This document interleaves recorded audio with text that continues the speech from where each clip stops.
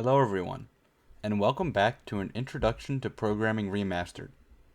In today's episode, we are going to be covering a topic that is fundamental for being able to efficiently write code, and that is the function. If you've seen the previous episodes in this series, which, if you haven't done so, you should definitely check them out, as they are each very informative about specific computer science topics that are vital to understand when writing any program. However, if you have watched them, you should be acquainted with the print statement. The print statement is a function. Functions are self-contained bits of code that can be referenced by their name and carry out a specific task. The print statement's task is to display text to the console.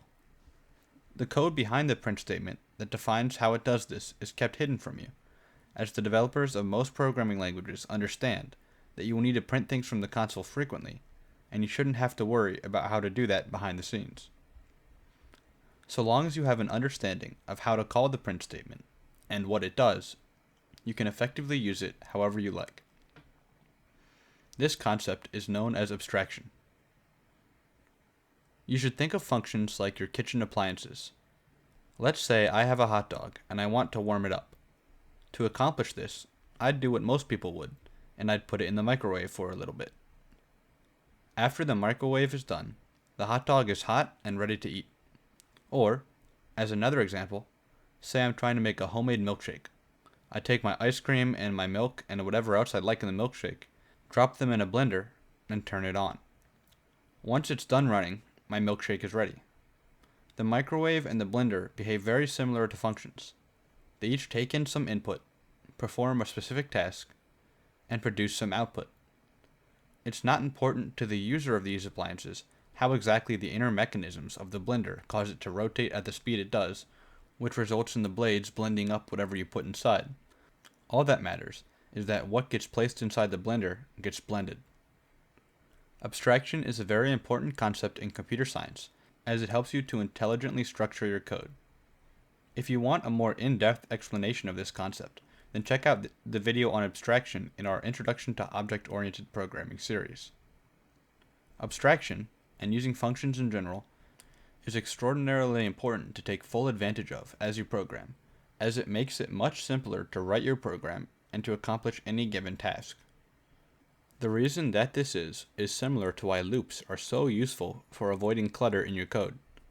For example, if you plan on doubling the size of an array many times throughout your program, then it would probably be best to write a function that does it for you.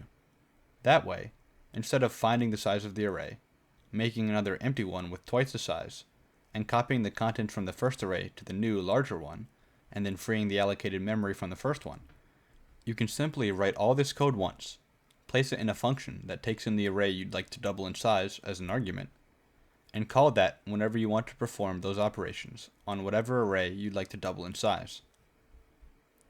Another benefit of functions is that you can edit their behavior very easily, and it will change how your code works wherever you use that function.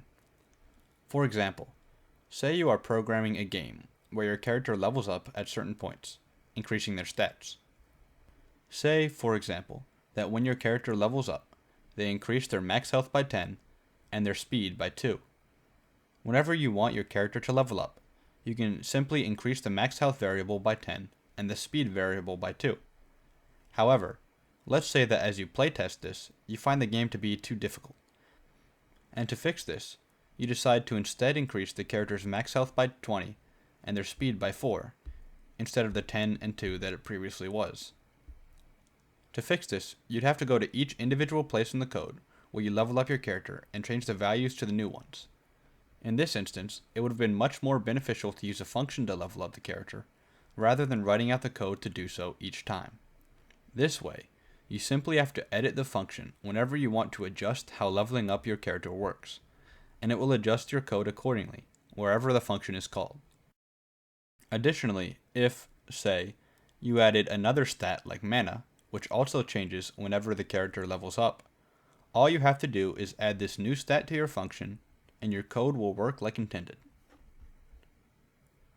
There are many other built-in functions, like the print statement, that the developer has created for you and allowed you to use. Some examples in Python include abs, which takes the absolute value of an integer, and type, which gives the type of an object. You should notice that each of these functions takes in one or more values as input, and uses those to determine the value or values that it outputs. These inputs are known as arguments, and they can change the output of the function. For example, print hello and print goodbye both carry out the same overall task of printing something to the console. However, clearly, they print different things. In this case, they each print their argument. Functions will each take in different types of arguments, and there are also many functions which take in multiple arguments. However, some functions don't take in arguments at all. For example, let's say you are programming a game where the spacebar causes the player's character to jump. Jumping is a specific action that will behave similarly each time you want it to happen, and so making a function for it is a good idea. Furthermore, there aren't really any arguments that are important to determining how your jump will behave, so you would likely write this function to not include any arguments at all. Now that we've explained the distinction between functions that take in arguments and those that don't, let's go over functions that don't return any output. In most languages, a function ends with a return statement. When you would like your function to return a value, you write that value after the return. For example, look at this function that takes two integer arguments and returns the lesser value between them in C. This is a very simple function, but it is very useful for demonstrating the structure of a function. While this varies between languages, most of them have similar structure for functions. To define a function, you begin with the type that the function returns and its name. Then, contained in parentheses, you have the arguments, separated by commas. Arguments are declared similarly to how you declare variables, with their type followed by their name. As you can see in this function, its arguments are two integers, x and y. Then, between curly braces, you have the body of the function. This is where all the work is done. When you want to exit the function, you write a return statement. For a function that returns a value, like this one, you must have a value of the correct type, in this case an integer, following a return statement. However, in the case that you do not want your function to return a value, then you will not follow the return statement with any value. A return statement in and of itself will cause your function to exit. Furthermore, you can see that this function, which returns no value, has a special type known as void. Void functions simply don't return a value. However, that doesn't mean that void functions do nothing.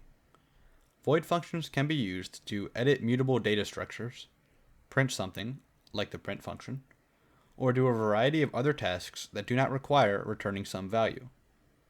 Also, if you aren't sure about what I mean by mutable data structures, then be sure to check out our Introduction to Data Structures series for more information on that and many other concepts. Furthermore, keep in mind that while in this example, the void function takes in no arguments, that is not always the case, as void functions can take in arguments just like functions of other types. So, there you have it, the basic types of functions that you will encounter and create as you code. Some take in one argument, some take in many arguments, and others still take in no arguments at all. Regardless of how many arguments a function takes in, it may be a void function, which returns no value, or it may have a different function type that corresponds to the type of the return value. Make sure you are comfortable with these ideas, as you will deal with functions of all types in most programming languages that you write. That does it for today's overview on the basics of functions and their many benefits. In the next episode, we will be covering how to import function libraries to gain access to many functions that will help you write your code. If you enjoyed today's episode, be sure to like the video and subscribe so that you will be notified when new episodes come out. Thanks for watching.